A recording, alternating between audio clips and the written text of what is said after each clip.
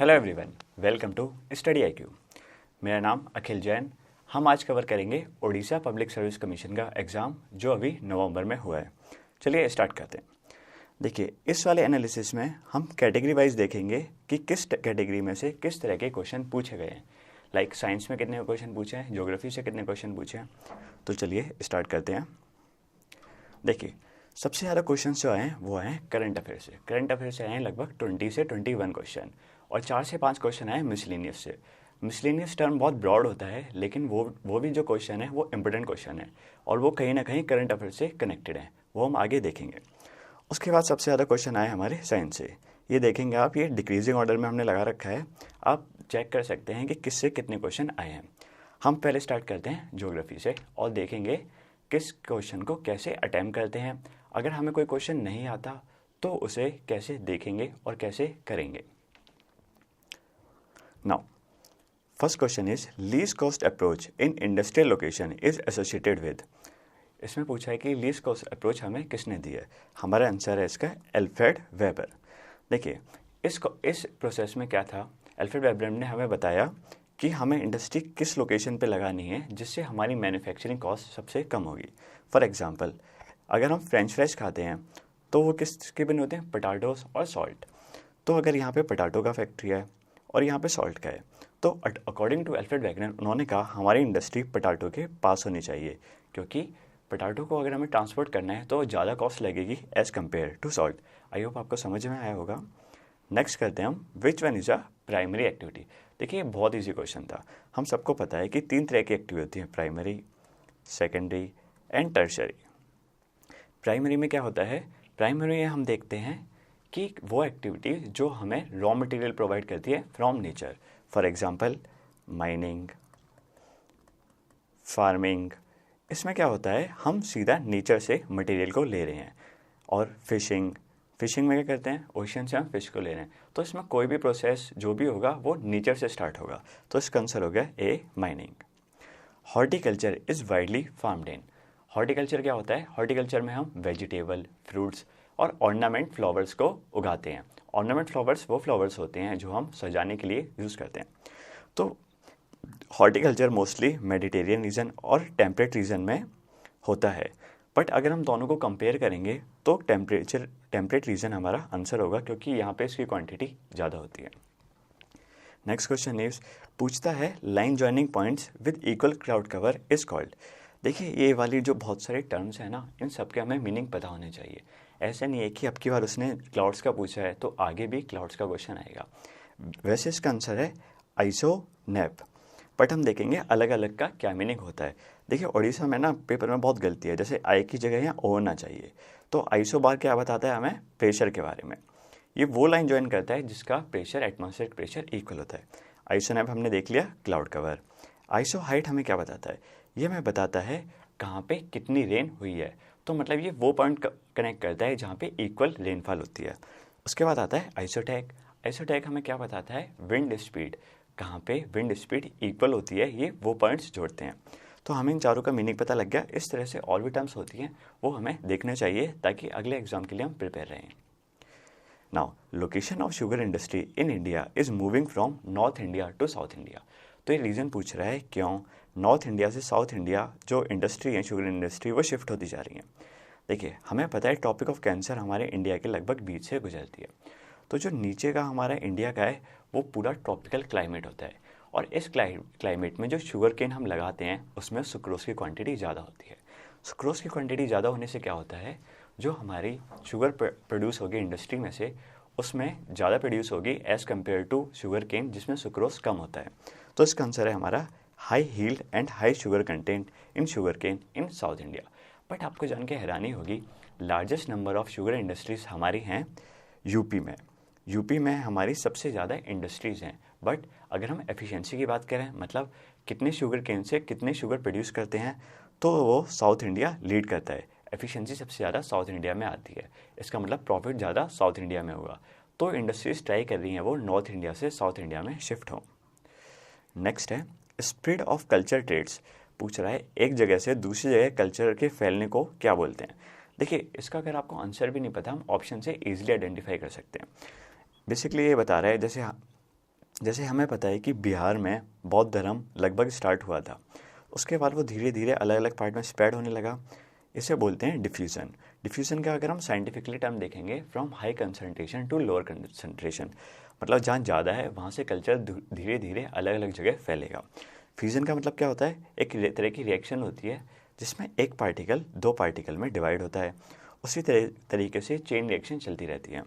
Transformation का मतलब अगर ये ए है तो ये बी में कन्वर्ट हो गया, तो इसमें चेंज आ रहा है, ये फैल नहीं रहा है, ये कन्वर्ट हो रहा है। और ट्रांसमिशन में क्या होता है, अगर ए यहाँ पे है तो वो दूसरी पोजीशन पे चला जाएगा, मतलब वो फर्स्ट पोजीशन से गायब हो जाएगा। तो ऐसा तो नहीं है कि फर्स्ट पोजीशन से कल्चर गायब हो जाता है। तो बेसिकली हम इसका आंसर दे सकते हैं, वो है डिफ्यूजन।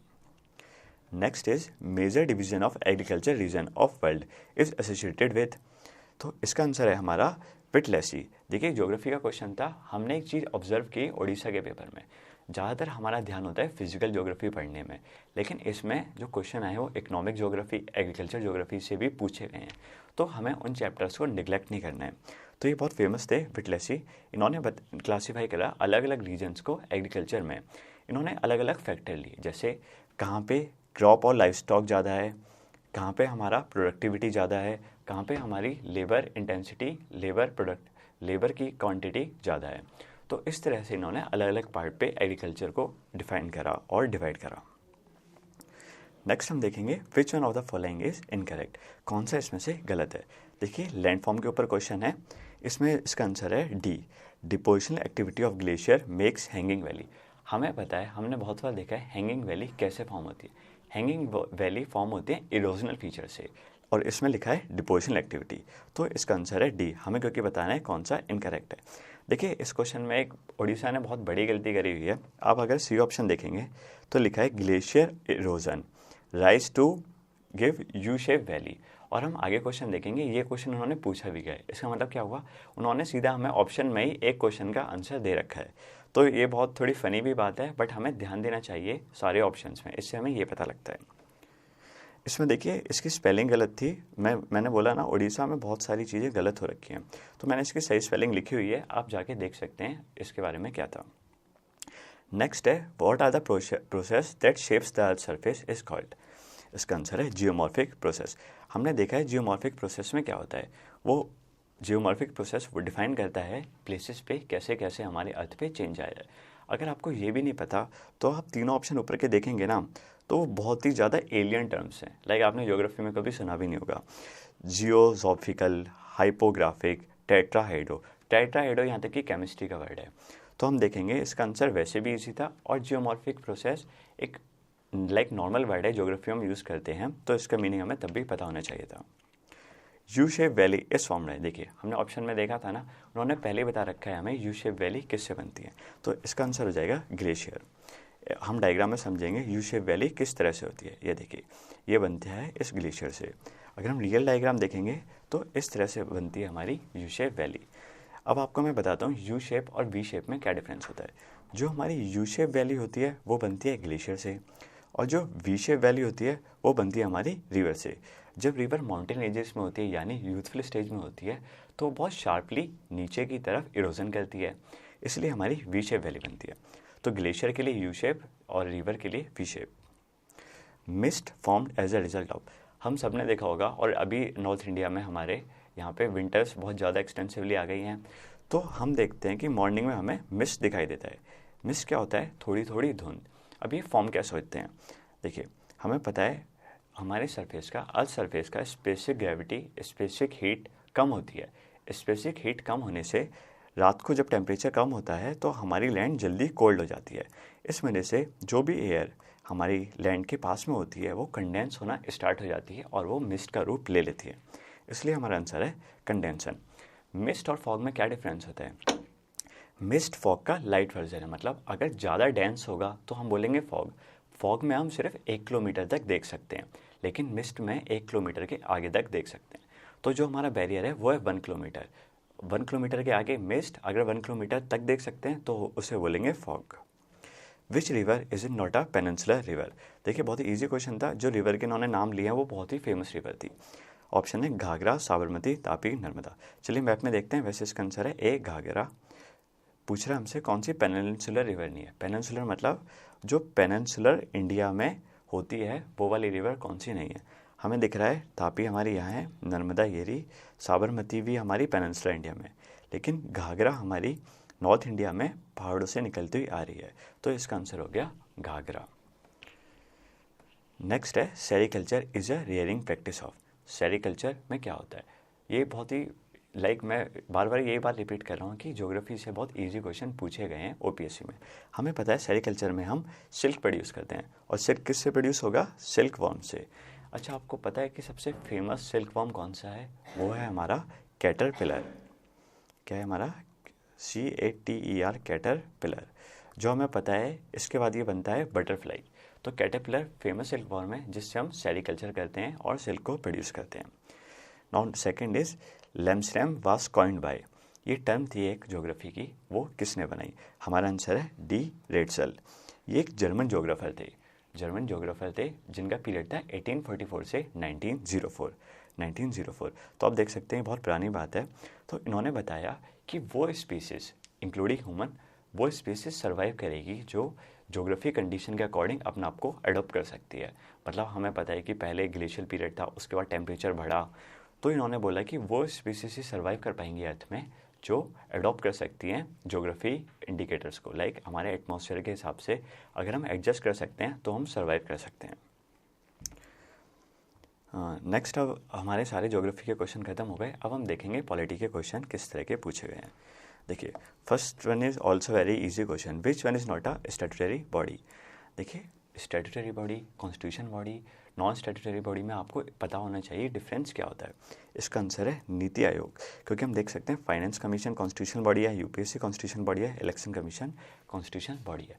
एक और हम डिफरेंस देखते हैं इन तीनों में डिफरेंस क्या होता है। कॉन्स्टिट्यूशनल बॉडी वो होती है जो हमारे कॉन्स्टिट्यूशन ऑफ इंडिया में मेंशन करी हुई है। जैसे कैग के लिए आर्टिकल है 148, यूपीएससी के लिए आर्टिकल्स हैं 315 से 323। इस तरह से अलग अलग फाइनेंस कमीशन ये हमारे कॉन्स्टिट्यूशन में मेंशन है, इसलिए बोलेंगे कॉन्स्टिट्यूशन बॉडी। नेक्स्ट है हमारी स्टैट्यूटरी बॉडीज़। इनका कॉन्स्टिट्यूशन में मेंशन नहीं है, बट इन्हें बॉडी को बनाने के लिए हमें पार्लियामेंट में एक्ट पास करना पड़ता है। तो सबसे पहले हुई कॉन्स्टिट्यूशन बॉडी, उसके बाद आगे हमारी स्टैट्यूटरी बॉडीज़। जैसे RTI एक्ट पास करा हमने, NHRC के लिए, नेशनल ह्यूमन राइट कमीशन के लिए हमने एक्ट पास करा। लास्ट हमारी आती हैं एग्जीक्यूटिव बॉडीज़। ना ही ये कॉन्स्टिट्यूशन बॉडी होती है, मतलब ना ये कॉन्स्टिट्यूशन में होती है, ना इनके लिए हमें एक्ट पास करना होता है। ये नॉर्मली जो एग्जीक्यूटिव होते हैं, जिनकी गवर्नमेंट होती है, वो बना सकते हैं। जैसे मोदी गवर्नमेंट ने नीति आयोग बनाया और प्लानिंग कमीशन को हटा दिया, तो नीति आयोग हो गया हमारा एग्जीक्यूटिव बॉडी। नेक्स्ट देखते हैं, विच one of the following subject is not include in concurrent list. देखिए, हमें पता है 3 तरह की हमारी लिस्ट होती हैं। कौन कौन सी, स्टेट, यूनियन, कॉन्करेंट। स्टेट में वो चीज़ें आती हैं जो स्टेट के अंदर होती हैं, जिन पे स्टेट गवर्नमेंट का कंट्रोल होता है। यूनियन लिस्ट में वो चीज़ें आती हैं जिस पे लॉ यूनियन गवर्नमेंट यानी सेंट्रल गवर्नमेंट बनाती है। कॉन्करेंट लिस्ट में हमें पता है वो सब्जेक्ट आते हैं जिन पे दोनों बना सकते हैं, बट अगर सेंटर ने उस पर बनाया तो सेंट्रल का लॉ प्रिवेल करेगा स्टेट गवर्नमेंट से। बट आपको पता होगा कि कॉन्करेंट लिस्ट हमारी कितनी है, 52, और हमारी स्टेट लिस्ट है 59, और यूनियन लिस्ट है लगभग 100। तो उन्हें याद करना बहुत मुश्किल होता है। तो ऐसे में आंसर देना टफ था, लेकिन इसका आंसर है कैपिटेशन टैक्सेस। तो हम देखेंगे कैपिटेशन टैक्सेस क्या होते हैं। ये अगर आपको ऐसे क्वेश्चन में कभी आप अटक जाते हैं तो आप थोड़ा सा ट्राई करना, अगर इजी ऑप्शंस हैं तो क्या यूनियन में हो सकता है, क्या स्टेट में हो सकता है, या फिर आप मेजर याद रखेंगे। जैसे पुलिस हमें पता है कि स्टेट में आती है। तो कैपिटेशन टैक्सेस वो टैक्स होते हैं जो हमारी इनकम और हमारी वेल्थ के अकॉर्डिंग नहीं होते। जैसे अगर आप लाइसेंस बनवाने जाओगे तो आपको एक फ़ी चार्ज करेगा। अब आप चाहे 1 करोड़ कमा रहे हैं या फिर आप 1000 कमा रहे हैं, फ़ी चार्ज सेम रहेगी लाइसेंस के लिए, तो उन सबको बोलते हैं capitation taxes. Which is not the discriminatory power of president of India. देखिए, हम सबको पता है कि हर एक्ट पे, हर बिल पे हमारे एट लास्ट में प्रेसिडेंट के साइन होते हैं, लेकिन हमें ये भी पता है प्रेसिडेंट की डिस्क्रिशनरी पावर कम होती है। कुछ जगह ऐसी होती हैं जहाँ पर प्रेसिडेंट अपने मन से अपने अकॉर्डिंग डिसीजन ले सकता है। तो इसमें पूछा है वो कौन सा है जिसमें प्रेसिडेंट अपने मन से अपने अकॉर्डिंग डिसीजन नहीं ले सकता। पहला देखते हैं, वो है सस्पेंसिव वीटो। सस्पेंसिव वीटो हमें पता है प्रेसिडेंट की डिस्क्रिशनरी पावर है। इसमें अगर कोई बिल प्रेसिडेंट के पास आया तो वो उसे वापस भेज सकता है, बट इसमें कंडीशन है, अगर गवर्नमेंट ने फिर से उस बिल को भेजा तो प्रेसिडेंट को वो एक्सेप्ट करना पड़ेगा, मतलब वो एक्सेप्ट होगा नेक्स्ट टाइम में। नेक्स्ट है हमारा पॉकेट वीटो। पॉकेट वीटो में क्या होता है, अगर गवर्नमेंट ने बिल भेजा प्रेसिडेंट को तो प्रेसिडेंट क्या करेगा, उस बिल को अपने पॉकेट में रख लेगा, मतलब ना ही उसे वापस भेजेगा ना ही उसे पास करेगा। इसे बोलते हैं पॉकेट वीटो। लास्ट है हमारा to decide the day to day administrative decision. देखिए केयर टेकर गवर्नमेंट क्या होती है, जब कभी पार्लियामेंट डिसॉल्व हो जाती है, कभी नो कॉन्फिडेंस मोशन पास हो जाता है, तो अगले इलेक्शन के बीच में और जो पार्लियामेंट डिसॉल्व हो गया है उस ड्यूरेशन के बीच में जो गवर्नमेंट है उसमें जो पावर होती है वो आ जाती है हमारे प्रेसिडेंट के पास। जो एडमिनिस्ट्रेटिव डिसीजन है वो हमारे लेता है प्रेसिडेंट। तो हमारा सी भी ठीक हो गया। डी में लिखा है summon and dissolve of parliament session. देखिए हमें पता है ये डिसॉल्व करना पार्लियामेंट सेशंस को प्रेसिडेंट पे डिस्क्रिप्शन पावर नहीं है, क्योंकि तभी होते हैं जब नो कॉन्फिडेंस मोशन या फिर इस तरह की कोई घटना होती है जिससे हमारी गवर्नमेंट ब्रेक हो जाती है। तो इसका आंसर होगा D. Which article of Indian constitution speak about official language of Indian union. देखिए इसका आंसर सी है। इसमें बस हमें थोड़ा आइडिया होना चाहिए कौन से आर्टिकल में ये वाले मेंशन करा हुआ है, और हमें ये भी पता होना चाहिए शेड्यूल 8 में हमारे लैंग्वेज मेंशन है। तो अब की और आर्टिकल क्वेश्चन आया है तो नेक्स्ट टाइम हमें याद रखना है कि हमें ये भी पता हो कि शेड्यूल में क्या आता है। तो शेड्यूल 8 में हमारी लैंग्वेजेस आती हैं। नेक्स्ट है in which year simultaneous election both for Lok Sabha and all state legislative assemblies were not held. देखिए इसका मैं आपको एक कॉमन सेंस बताता हूँ सॉल्व करने का। इसमें पूछ रहा है कि कब नहीं हुए थे। अगर आपको ये हम सबको पता है कि जब हमारे फ्रीडम हुआ था उसके बाद जो हमारे इलेक्शंस कुछ हुए थे वो सेंट्रल और स्टेट थे वो साथ साथ में हो रहे थे। तो जो भी इसमें ऑप्शन होगा वो हाईएस्ट ईयर होगा, क्योंकि एक ऐसा टाइम आया उसके बाद से सेंटर और स्टेट में अलग अलग गवर्नमेंट बनना स्टार्ट हो गई। कभी उससे क्या होता था, कभी प्रेसिडेंट रूल लग जाता था तो 5 साल की गवर्नमेंट कभी 2 साल में कभी 3 साल में टूटने लगी थी। तो एक टाइम के बाद ये हमारा प्रोसेस जो साथ में हो रहा था वो साथ में नहीं होने लगा। प्लस आपको पता होगा आजकल हमारे प्राइम मिनिस्टर मोदी जी बोलते रहते हैं कि साइमल्टेनियस इलेक्शन होने चाहिए, तो इसलिए भी ये टॉपिक इंपॉर्टेंट हो जाता है। तो इसका आंसर है 1971। विच among the following states does not come under second schedule of Indian constitution. देखिए मैंने बोला आपको ओपीएससी ने बहुत गलतियां करी हैं पेपर में। यहाँ पर इसने सेकंड शेड्यूल लिखा है बट इसमें 6 शेड्यूल होना चाहिए, क्योंकि सेकंड शेड्यूल के अकॉर्डिंग ये क्वेश्चन गलत हो जाएगा। अब हम 6 शेड्यूल की बात करें, उसमें हमें बताया गया है कुछ स्टेट्स के बारे में, सिर्फ वहाँ पे ये शेड्यूल एप्लीकेबल है। वो कौन से स्टेट्स थे, एक तो था असम, एक था त्रिपुरा, दूसरा था मिजोरम और लास्ट था हमारा मेघालय। तो 6 शेड्यूल में हमारे ये 4 स्टेट आते हैं। तो हमने देखा कि सिक्किम हमारा नहीं आता, तो इसका आंसर होगा सिक्किम। बट अगर क्वेश्चन गलत है तो देखते हैं आगे क्या डिसीजन आता है इसका। The GST bill which came into implementation from 1 July 2017 is. देखिए जीएसटी 2017 में आया। एक तो हम इसे करंट अफेयर का क्वेश्चन भी बोल सकते हैं, प्लस हमें पता है जीएसटी एक बहुत ही इंपॉर्टेंट डिसीजन था। यहाँ तक कि 1 जुलाई को अब हम जीएसटी डे सेलिब्रेट भी करते हैं। तो जीएसटी के हमें पूरा इन्फॉर्मेशन होनी चाहिए, किस तरह से ये कौन से आर्टिकल से कौन सा इसमें अमेंडमेंट किया गया और कौन सा बिल होगा। इसका आंसर है A, bill number 122 and act number 101। देखिए बिल और एक्ट हमेशा अलग अलग क्यों होते हैं अब, क्योंकि कुछ बिल ऐसे होते हैं वो पास नहीं हुए होते। लाइक 10 बिल पास हुए स्टार्टिंग में, उनमें से सिर्फ 6 एक्ट बने। तो अगला जो बिल आएगा वो 11 नंबर का होगा, लेकिन अगर वो एक्ट बना तो वो 7 नंबर का होगा। तो एक्ट अब हमेशा बिल से कम होंगे। Article 21 of the institution secures. देखिए आर्टिकल 21 ना एक साल से बहुत ज़्यादा न्यूज़ में। हमें पता है लास्ट ईयर अगस्त 2017 में 9 जज बैठे थे सुप्रीम कोर्ट में और उन्होंने डिसीजन लिया कि राइट टू प्राइवेसी हमारा फंडामेंटल राइट है। तब से आर्टिकल 21 बहुत इंपॉर्टेंट हो गया है। तो हमें पता होना चाहिए आर्टिकल 21 के अंदर क्या क्या आता है। प्लस अगर आप ऑप्शन देखेंगे तो ऑप्शन बहुत कन्फ्यूजिंग है। डी हमारा आंसर है, इसमें right to life, personal liberty and right to privacy mention है। ऐसे आप शुरू के 3 ऑप्शन में देखेंगे तो अगर आपका कॉन्सेप्ट क्लियर नहीं है तो इसमें आप गलत कर सकते हैं, क्योंकि ऑप्शंस बहुत क्लोज हैं। तो इसमें हमारा है D, right to life, personal liberty and right to privacy. To which states in Indian union article 35A relates. देखिए आर्टिकल 35A बहुत ही ज़्यादा फेमस है, अभी न्यूज़ में भी कंटिन्यूस आता गया है। क्वेश्चन बहुत ही इजी पूछा है, इन्होंने पूछा है आर्टिकल 35A किससे रिलेटेड है। आंसर है हमारा जम्मू एंड कश्मीर। आपको वैसे तो पता होगा पर मैं बताता हूँ। 35A में हमने जम्मू कश्मीर की स्टेट गवर्नमेंट को ये पावर दी है कि वो बता सकते हैं कौन सा परमानेंट रेजिडेंस है उनका। परमानेंट रेजिडेंस के पास पावर आ जाती है कुछ इस तरह की कि वो जम्मू कश्मीर में लैंड बाय कर सकता है, सेल कर सकता है जम्मू कश्मीर के रेजिडेंट्स को। लेकिन अगर वो जम्मू कश्मीर का परमानेंट रेजिडेंट नहीं है तो वो लैंड वहाँ पे नहीं परचेज कर सकता। तो ये आर्टिकल 35 है, सिर्फ जम्मू एंड कश्मीर के लिए है। Which of the following article were repealed from Indian Constitution by Constitution 26 Amendment Act 1971? देखिए, ऐसे तो बहुत सारे कॉन्स्टिट्यूशन अमेंडमेंट एक्ट हैं, आप अगर याद करेंगे तो बहुत सारी लिस्ट तैयार हो जाएगी, बट कुछ कॉन्स्टिट्यूशन अमेंडमेंट एक्ट इंपॉर्टेंट थे। हमें पता है जब हमारा देश 1947 में हमें फ्रीडम मिली तो हमारे लगभग 565 प्रिंसली स्टेट्स थे। तो उन पे क्या ऑप्शन था, या तो वो इंडिया को ज्वाइन करेंगे, या वो पाकिस्तान को ज्वाइन करेंगे, या फिर वो फ्री हो जाएंगे। अब देखिए, अगर इंडिया के में 565 प्लेसेस अलग हों या फिर फ्री होने की कोशिश करेंगे तो बहुत ज़्यादा डेंजरस कंडीशन बन जाती। हमें पता है सरदार वल्लभ भाई पटेल ने पूरी कोशिश की कि इंडिया एक ही पार्ट में रहे। तो इसके लिए उन्होंने क्या करा, हमने क्या करा, जो वहाँ के प्रिंसली हेड थे उन्हें हमने बोला कि हम आपको कुछ पेमेंट करेंगे, जिसे बोलते हैं Privi purse, PRIVY, Privi purse. हमने बोला कि प्रीवी पर्स की तरह, प्रीवी पर्स के रूप में हम आपको कुछ लॉयल्टी देंगे क्योंकि आप अपने स्टेट को हमारे यहाँ सरेंडर कर रहे हैं। तो ये 1971 जब तक आया, इंदिरा गांधी गवर्नमेंट ने जो उन्हें मनी और लॉयल्टी दे रहे थे वो हमने बंद कर दी। तो इसमें हमने क्या करा, आर्टिकल 291 एंड 362 में अमेंड कर दिया। आई होप आपको समझ में आया होगा कि ये अमेंडमेंट क्यों ज़रूरी था।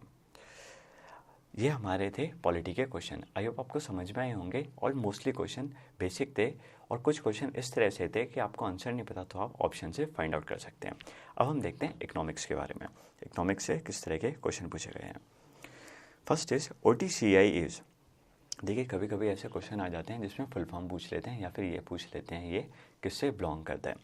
OTCI की अगर फुल फॉर्म मैं बताऊँ तो वो है over the counter exchange of India. जैसे आपके दिमाग में है एक्सचेंज ऑफ इंडिया, आप इजीली बता सकते हैं इसका आंसर होगा C, and Indian share market.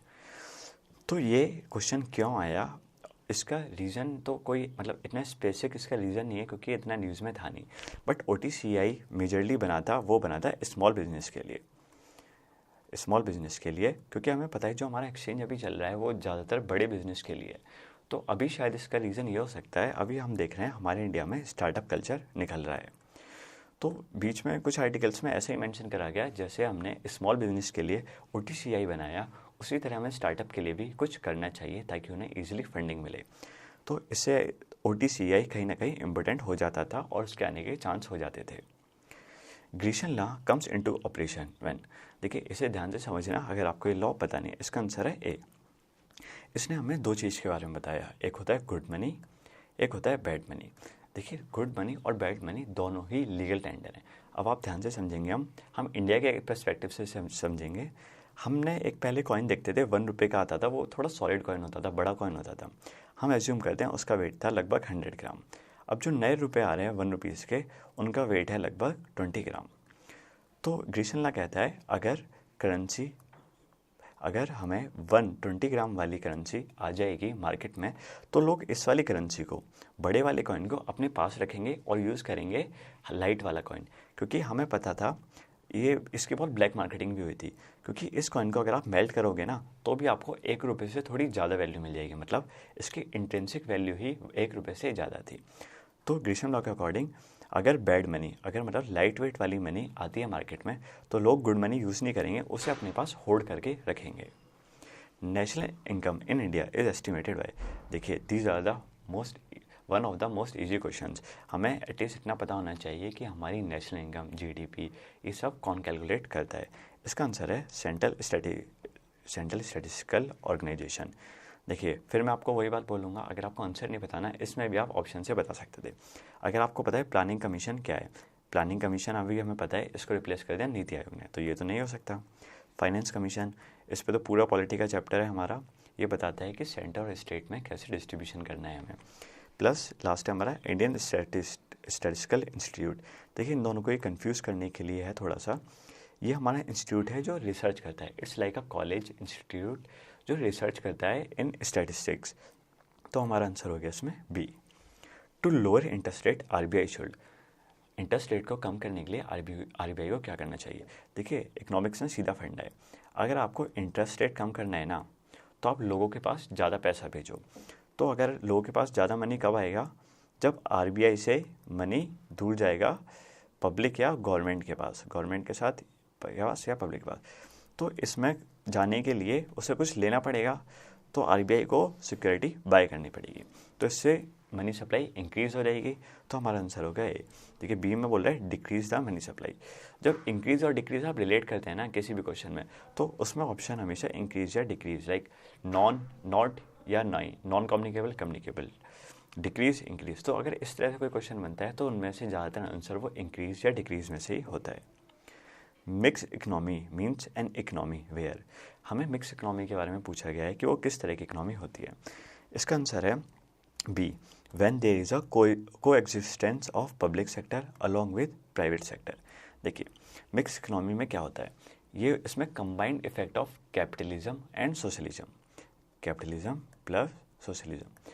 जब हमारे लाइक इकनॉमी का टाइम चल रहा था, ये वर्ल्ड वार चल रही थी, उससे भी पहले के टाइम में कंट्रीज़ ने अपने आप को अलग अलग पार्टों में बांटने लगा। कैपिटलिस्ट इकनॉमी ने कहा कि जो भी हम बनाएंगे या जो भी है वो प्राइवेटली ऑन होना चाहिए, मतलब जो भी मैन्युफैक्चरिंग है वो मार्केट पे डिपेंड करनी चाहिए, फ्री मार्केट होनी चाहिए। सोशलिस्ट वालों ने कहा जो भी सारा कंट्रोल है वो गवर्नमेंट के पास होना चाहिए, कितना मैन्युफैक्चरिंग होगा, किसकी डिमांड हमने कितनी पूरी करनी है वो बताएगी गवर्नमेंट। तो हमें पता है हमारी इंडिया में दोनों काम करते हैं, कुछ सेक्टर में हमारी गवर्नमेंट काम कर रही है, लाइक हमारे लाइक डिफेंस में हमारी गवर्नमेंट काम कर रही है, प्राइवेट सेक्टर हमारे कुछ सेक्टर में हमारे प्राइवेट काम कर रहे हैं, तो हमारी मिक्स इकनॉमी है। एब्सोल्यूट पॉवर्टी का क्या मतलब होता है, इसका आंसर है B, poverty in terms of basic minimum calorie requirement. मतलब सबसे ज़्यादा पॉवर्टी को डिफाइन करने के लिए हमने बताया कि हमें एटलीस्ट जितनी कैलोरीज हमें चाहिए रहने के लिए उतनी हमारी रिक्वायरमेंट होती रहे फॉर बाय फूड। तो इसमें आपको याद रखना है फॉर रूरल पीपल्स, जो विलेज में रहते हैं उनके लिए रिक्वायरमेंट है 2400 कैलोरीज, और जो सिटी में रहते हैं अर्बन पीपल हैं उनके लिए कैलोरीज की रिक्वायरमेंट है 2100। ये डिफरेंस इसलिए क्योंकि हमें पता है रूरल एरिया में लोग फिजिकल वर्क ज़्यादा करते हैं as compare to city. Who wrote the book Planned Economy for India? The answer is M. Visvesvaraya. देखिए वैसे तो ये क्वेश्चन बड़ा डाइसी लग रहा होगा, बट अगर आप न्यूज़ फॉलो कर रहे हैं ना तो ये क्वेश्चन आप इजीली कर पाते। एक्चुअली क्या है, 15 सितंबर हमारे यहाँ बनता है इंजीनियर्स डे। 15 सितंबर हमारे यहाँ होता है इंजीनियर्स डे। ये हमारे इंजीनियर डे हमारे एम विश्वेश्वरैया सर के लिए बनाया जाता है। ये हमारे यहाँ हमारे इंडिया में इंजीनियर थे और इनका टेन्यूर था अराउंड 1914 के अराउंड इनका टेन्यूर था, और ये गवर्नर भी थे। तो इसमें क्या हुआ था 15 सितंबर में क्या हुआ था, गूगल ने आपको पता है जब हम गूगल की साइट खोलते हैं ऐसे ऊपर गूगल लिखा आता है, नीचे सर्च आता है, तो गूगल डूडल ने इनको मेंशन करा था 15 सितंबर में। तो जब भी गूगल डूडल किसी इंपॉर्टेंट पर्सनैलिटी को मेंशन करता है ना तो वो इंपॉर्टेंट बन जाती है और हमें उसके बारे में पढ़ना चाहिए। तो इसका आंसर है एम विश्वेश्वरैया, और इन्हें भारत रत्न भी मिला है 1955 में। Nationalism of bank was done with the purpose of, देखो हमें पता है हमारे बैंक का नेशनलाइजेशन हुआ था, हमसे पूछ रहे हैं इसका रीज़न क्या था, इसका पर्पस क्या था करने का। आंसर है हमारा इम्प्रूविंग क्रेडिट फैसिलिटीज़। देखिए बैंक हमारे यहाँ बहुत टाइम से चलते आ रहे हैं, बट पहले बैंक क्या होते थे, जो रिच पीपल होते थे या बड़े बिजनेसमैन होते थे, या तो वो बैंक ऑपरेट करते थे या फिर वो बैंक को इन्फ्लुएंस करते थे। वो क्या करते थे, लोगों के पैसों को यूज़ करते थे अपने प्रॉफिट के लिए। तो इनका जो बेसिक मोटिव था वो था सिर्फ प्रॉफिट। तो इसलिए जो मोस्टली बैंक हुआ करते थे वो होते थे अर्बन एरियाज़ या फिर इंडस्ट्रियल एरियाज़ के पास में। बट हमने नेशनलाइजेशन करने के बाद हमारा ऑब्जेक्टिव था कि बैंकिंग सर्विस इंडिया के हर जगह पहुँचे। लाइक अब हम देखते हैं कि रूरल एरिया में हमारे बैंकिंग सर्विस आ गई है, क्योंकि बैंकों पे कंडीशन है उन्हें 25% ब्रांच अपनी रूरल एरिया में खोलनी है। विच of the following is true about the Hindu growth rate. देखिए हिंदू ग्रोथ रेट, इसका आंसर है डी। ये ना उस टाइम के बारे में बताता है जब हमारे इंडिया में हमारी लो ग्रोथ चल रही थी, वो जो थी 1950 से 1980, और ये टर्म दी थी हिंदू ग्रोथ रेट राज कृष्णा ने। तो इसमें एक्चुअली एक प्रॉब्लम था, जब उन्होंने टर्म दी ना उसका उन्होंने डेफिनेशन नहीं बताया एलॉबरेट करके कि ये क्या है। तो बाद में इस वर्ड को अलग अलग लोगों ने अलग अलग तरह से यूज़ भी करा और इसको अलग अलग इंटरप्रिटेट करा। बट ये बताता है वो ग्रोथ को जो हमारी हुई थी 1950 से 80 में, और ये ग्रोथ थी हमारी 3.5% से लगभग 4% तक। What are the next question is what are the gilt edge securities. देखिए, गिल्ट का मतलब होता है ग्लिटर, मतलब जो चमकने वाला होता है, जो शाइन करता है। तो हमें इस वर्ड से समझ में आ रहा है कि वो उन सिक्योरिटीज़ की हम बात कर रहे हैं जो अच्छी हैं, जो शाइन करती हैं। तो इसमें लिखा हुआ है सिक्योरिटीज़ इशूड बाय, और फिर लिखा हुआ है किसने इशू करी, उन सिक्योरिटी को गिल्ट एज बोलते हैं। पहला है multinational, government, private sector, joint venture companies. अगर आपसे मैं कहूँ आपको 10% मिल रहा है सिक्योरिटीज़ पे, तो आप किस पे टच करेंगे, गवर्नमेंट पे, प्राइवेट सेक्टर पे, joint venture companies. I hope आपका आंसर होगा बी, गवर्नमेंट पे, क्योंकि हमें पता है गवर्नमेंट डिफ़ॉल्ट नहीं करेगी। अगर गवर्नमेंट ने हमसे पैसे लिए हैं फॉर सिक्योरिटीज़ तो वो हमें इंटरेस्ट के साथ वापस करेगी। तो इसलिए इन्हें बोलते हैं गिल्ट एज। इनका नाम ये भी इसलिए है, फर्स्ट जैसे मैंने बताया ज़ीरो इनकम डिफ़ॉल्ट, गवर्नमेंट जो होती है हमारी वो हमें मोस्टली क्या वो हमें हमेशा पैसे वापस करती है। तो जो इनकम डिफ़ॉल्ट होने के चांस हैं वो लगभग ज़ीरो होते हैं। सेकंड है हाई लिक्विडिटी। देखो आपने 5 करोड़ के लिए गवर्नमेंट सिक्योरिटीज़, अब आपको अर्जेंसी है पैसों की, तो आप क्या कर सकते हैं, इन सिक्योरिटीज़ को किसी को भी बेच सकते हैं और वो ईजिली उन्हें परचेज़ कर लेगा, क्योंकि उन्हें पता है ये गिल्ट एज सिक्योरिटीज़ हैं, ये गवर्नमेंट ने इशू करी हैं। देखिए अब हमारा इकोनॉमिक्स भी खत्म हो गया। आई होप आपको समझ में आए होंगे। क्वेश्चन बहुत बेसिक थे, एक दो क्वेश्चन थे जो थोड़े अलग थे, बट अगर आप करंट अफेयर भी फॉलो कर रहे हैं तो आप स्टैटिक वाले भी इजीली कर सकते हैं। अब हम देखते हैं इन्वायरमेंट में किस तरह के क्वेश्चन पूछे गए। पहला है Chakrashila wildlife sanctuary. I am sorry अगर मैंने इसे ढंग से प्रोनाउंस नहीं करा। ये कहाँ पे लोकेटेड है? देखिए ये इसका आंसर है ए, असम। देखिए इस तरह के जब क्वेश्चन आते हैं ना तो इन्हें देख के हमें थोड़ा सा डर फील होता है, क्योंकि हमें पता है हमारे यहाँ कितने सारे वाइल्ड लाइफ सेंचुरी हैं। अगर हम सबका नाम याद करेंगे कौन से स्टेट में है तो बहुत ही हेक्टिक हो जाएगा और बहुत ही प्रॉब्लम क्रिएट हो जाएगी। तो हमें क्या करना है, हर चीज़ का आंसर एक ही है, करंट अफेयर। तो क्या हुआ, मई 2018 में एक ओरिएंटेशन कैंप लगा था इस वाइल्ड लाइफ सेंचुरी में, जो लगवाया था हमारी ministry of environment, forest and climate change. हमें पता है ये कितनी इंपॉर्टेंट मिनिस्ट्री है। अगर ये कोई वर्क कर रही है किसी वाइल्ड लाइफ सेंचुरी में तो वाइल्ड लाइफ सेंचुरी का नाम और उसकी लोकेशन एटलीस्ट हमें पता होनी चाहिए। इसका आंसर है A, Assam. Which of the following in India enlisted in the Montreux record. देखिए आई होप आपको सबको पता होगा मॉन्ट्रिक्स रिकॉर्ड क्या होता है। हमारे इंडिया में बहुत सारे वेटलैंड्स हैं, तो लेकिन कुछ वेटलैंड्स को हमने अलग से उन्हें डेजिग्नेशन मिली है, वो मिली है मॉन्ट्रिक्स रिकॉर्ड की। इंडिया में सिर्फ 2 वेटलैंड हैं जिन्हें ये डेजिग्नेशन मिली है। एक है हमारा क्यूलेडियो नेशनल पार्क, दूसरा है हमारा लोथकत लेक, जो आपको पता है हमारा कहाँ पे है, मणिपुर में। तो सिर्फ ये 2 ही हैं जिन्हें ये डेजिग्नेशन मिला हुआ है। ये उन वेटलैंड्स को मिलता है जो हमें पता है कि उन पे कोई थ्रेट है या फिर वो ख़राब हो सकते हैं इन फ्यूचर। पहले ये चिलिका लेक को ही मिला था, लेकिन इसने अपने आप को इम्प्रूव कर लिया, तो ये इससे हटके सिर्फ इन दोनों पे रह गया। इसका नाम है Keoladeo national park and Loktak lake. Which among the following is the most abundant greenhouse gas in the earth atmosphere. देखो अगर आपने ढंग से नहीं पढ़ा है ग्रीन हाउस गैस के बारे में तो हमारा पहला माइंड में आता है कार्बन डाइऑक्साइड, क्योंकि हमेशा हम सुन रहे होते हैं CO2 से ग्रीन हाउस गैस यानी ग्लोबल वार्मिंग बढ़ रही है। लेकिन जो एक्चुअल में जो गैस जो सबसे ज़्यादा इसमें योगदान देती है वो है हमारी वाटर वेपर, क्योंकि वाटर वेपर हम घटा बढ़ा नहीं रहे हैं, इसलिए हम वाटर वेपर के लिए ज़्यादा सोचते नहीं है कि इससे प्रॉब्लम हो रही है। प्रॉब्लम CO2 से हो रही है, क्योंकि वो ह्यूमन इंड्यूस से हम ज़्यादा बढ़ा रहे हैं और उससे green house like global warming हो रही है।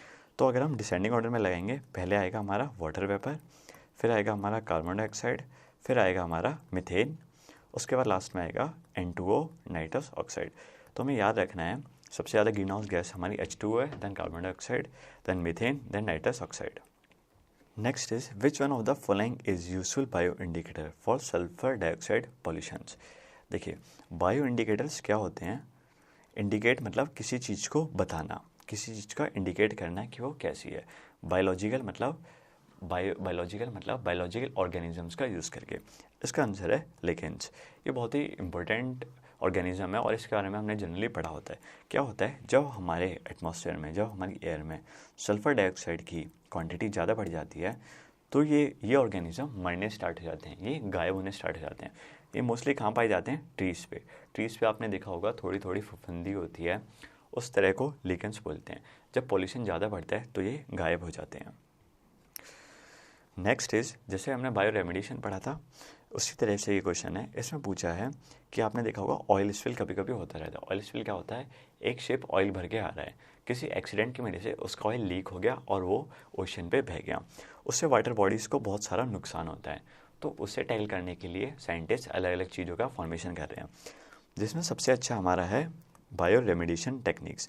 बायो रेमेडिएशन का मतलब बायोलॉजिकल ऑर्गेनिजम्स का यूज़ करके हम इस प्रॉब्लम से रेमेडी पा लेते हैं। रेमेडी मतलब छुटकारा पा लेते हैं। इसमें बेसिकली क्या कहते हैं, मान लीजिए ऑयल की लेयर है वाटर के ऊपर, तो इसमें हम कुछ ऐसे ऑर्गेनिज्म भेजेंगे जो इन ऑयल को, जिनका ये ऑयल एज अ फूड है, तो वो इस ऑयल को खाएंगे और इसे एक अलग प्रोडक्ट में चेंज कर देंगे जो हमारे एटमॉस्फेयर के लिए हार्मफुल नहीं है। इस तरीके से हम ऑयल स्पिल से बच जाते हैं और हमारे इन्वायरमेंट को भी कोई नुकसान नहीं होता। विच among the following is one of the largest wintering ground for migration water flow in India? इसका आंसर है चिलिका लेक। देखिए, ये हमें पता चिलिका लेक के बारे में हमें ढंग से पढ़ना चाहिए क्योंकि इससे क्वेश्चन ज़्यादा निकलते हैं और ये बहुत ही इंपॉर्टेंट है। जैसे हमें पता होना चाहिए चिलिका लेक कहाँ पे है, वो है उड़ीसा में। ये किस रिवर के माउथ पे है? ये है दया रिवर के माउथ पे। और ये हमारा और 1981 में ये हमारा फर्स्ट इंडियन वेटलैंड था जो इंटरनेशनल इम्पोर्टेंस, मतलब जिसे हम बोलते हैं रामसर कन्वेंशन के अंदर जो पहला हमारा वेटलैंड आया था वो था हमारा Chilika lake in 1981। Which one of the following is the unit of measurement of ecological footprint? उससे पहले हमें पता होना चाहिए इकोलॉजिकल फुटप्रिंट क्या होते हैं। देखिए, इकोलॉजिकल फुटप्रिंट डिफाइन करते हैं वो उस एरिया को जो हमें रिक्वायरमेंट है, उतना एरिया जो हमें रिक्वायरमेंट है फॉर हमारी डिमांड के लिए। लाइक हमारी डिमांड क्या होती है, हमें फूड चाहिए और मैन्युफैक्चरिंग के लिए भी प्रोडक्ट्स चाहिए। तो ये वो एरिया बताता है इकोलॉजिकल फुटप्रिंट जितना ह्यूमन को डिज़ायर है। तो अगर ये एरिया बता रहा है तो जो भी आंसर होगा वो एरिया के टर्म्स में होगा। तो इसमें देखिए गैलन्स पर कैपिटा एरिया नहीं बता रहा है हमें। क्यूबिक मीटर देखेंगे तो ये वॉल्यूम बताता है, क्यूबिक मीटर वॉल्यूम बताता है, तो बी भी नहीं होगा, सी भी नहीं होगा। मैन आवर बताता है कि कितना देर काम कर रहा है, तो इसका आंसर डी भी नहीं होगा। इसका आंसर है ए ग्लोबल हेक्टर। देखिए, ये मैं आपको इसलिए बताता हूँ ऐसी चीज़ें ताकि आपको अगर कंफ्यूज हो जाते हैं एग्ज़ाम में, टाइम आपके पास बचता है तो आप कैसे सोचेंगे आंसर के पास जाने के लिए। अगर आपको थोड़ा भी आइडिया है इकोलॉजिकल फुटप्रिंट क्या होता है, देखिए फुटप्रिंट का मतलब ये है कि इंसानों के कहाँ तक फुटप्रिंट हो रहे हैं लैंड पे। ये अलग अलग तरीका है याद करने का। नेक्स्ट है, हम इसके बारे में देखते रहते हैं, पर्टिकुलेट मैटर के बारे में न्यूज़ में आता रहता है कि 10 mm 2.5 mm की क्वांटिटी इतनी हो गई। अब ये हमसे पूछ रहा है कि पार्टिकल का साइज़ क्या है जो हमारे रेस्पिरेशन में प्रॉब्लम क्रिएट करते हैं। देखिए, पार्टिकल जितना बड़ा होगा ना वो उतना ही जल्दी फिल्टर आउट हो जाएगा। हमें पता है हमारी नोज़ ऐसा फिल्टर वर्क करती है, तो अगर बड़ा पार्टिकल आएगा तो हमारी नोज़ उसे फिल्टर आउट कर देगी। बट अगर पार्टिकल का साइज़ लेस देन 10 mm होगा तो वो फिल्टर आउट नहीं कर पाएगी और वो पार्टिकल हमारे लंग्स में चला जाएगा। तो आंसर तो इसका बी होगा, लेकिन इसमें ए और बी वो दोनों पार्टिकल हैं जो हमारे लंग्स में जा सकते हैं। तो इसका आंसर है लेस देन 10 mm। नाउ देखिए, बायो वर्ड पे कितना फोकस हो गया, बायो रेमेडिएशन। फिर अब हम पढ़ रहे हैं biomagnification. Biomagnification refers to an increase in the number, content, quantity of. देखिए, इन्वायरमेंट में हमने देखा है ये टॉपिक आता है फूड चेन के अंदर, जिसमें क्या होता है जैसे जैसे फूड चेन बढ़ती रहती है उसमें अगर कोई टॉक्सिकेंट प्राइमरी फूड चेन में एंटर कर गया है तो आगे आगे जैसे जैसे फूड चेन बढ़ती रहेगी वो उसका क्वांटिटी बढ़ती रहेगी। हम डायग्राम में देखेंगे, ये देखिए एल्गे में अगर मानते हैं कि 0.04 इतने क्वांटिटी का टॉक्सिक मटेरियल पाया जाता है, तो जू प्लैंकटन एल्गे को खाएंगे तो इसमें बढ़ जाएगा, फिर स्मॉल फिश ने इन्हें खाया तो इनमें और बढ़ गया। देखते ही देखते ह्यूमन में देखिए 13.5 ppm हो गया। ये इतना था एक्चुअल में, लेकिन लास्ट में पहुंच गया 13.55 ppm। तो बायोमैग्निफिकेशन में क्या होता है, जो भी टॉक्सिडेंट होते हैं वो मैग्नीफाई हो जाते हैं, मतलब वो बड़े होते रहते हैं। Thank you. हमारा आधा पार्ट खत्म हो गया है, हमने इसमें इंपॉर्टेंट टॉपिक डिस्कस करे हैं। अगले में हम देखेंगे करंट अफेयर से किस तरह के क्वेश्चन पूछे गए हैं, साइंस से बहुत ही इंटरेस्टिंग क्वेश्चन पूछे गए हैं और थोड़े बेसिक क्वेश्चन भी हैं जिन्हें आप इजीली अटेम्प्ट कर सकते हैं। उसके बाद हम देखेंगे हिस्ट्री से कैसे क्वेश्चन पूछे हैं और मीडिएवल हिस्ट्री से। आई होप आपको वीडियोस पसंद आया होगा। Thank you.